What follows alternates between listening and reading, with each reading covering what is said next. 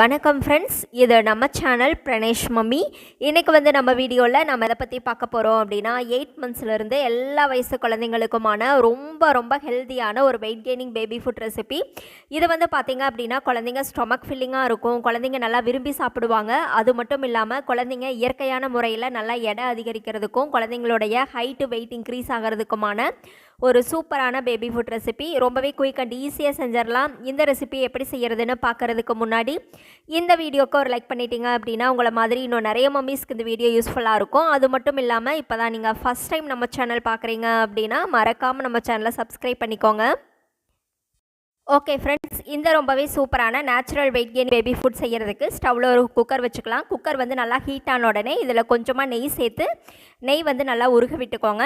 இப்போ இதில் ஒரு கைப்பிடி அளவுக்கு நல்லா துருவின கேரட் எடுத்து வச்சுருக்கேன். மேலே இருக்கிற தோலெல்லாம் சீவிட்டு துருவி எடுத்துக்கோங்க. இந்த கேரட் கூடவே ஒரே ஒரு ஏலக்காயும் சேர்த்து இந்த மாதிரி நெய்யில் நல்லா வதக்கி விட்டுருங்க.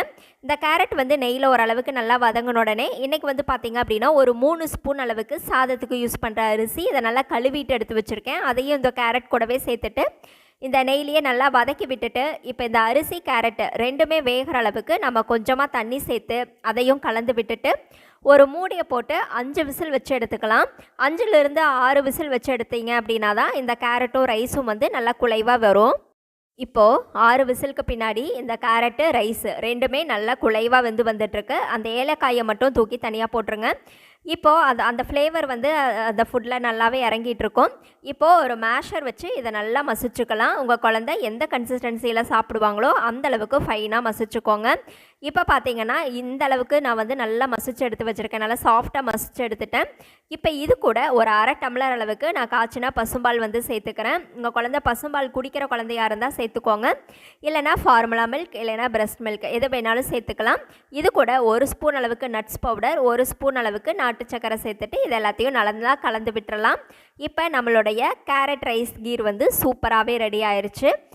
இதை ஒரு சர்விங் பவுலுக்கு மாற்றிட்டு ஒரு மிதமான சூட்டில் குழந்தைங்களுக்கு நீங்கள் அழகாக கொடுக்கலாம். குழந்தைங்களும் விரும்பி சாப்பிடுவாங்க, சூப்பராக வெயிட் போடும். இதில் சேர்த்துருக்கிற எல்லா பொருளுமே குழந்தைங்களுக்கு ரொம்பவே ஹெல்த்தியான வெயிட் கெய்னிங் ஆகக்கூடிய பொருட்கள் தான்.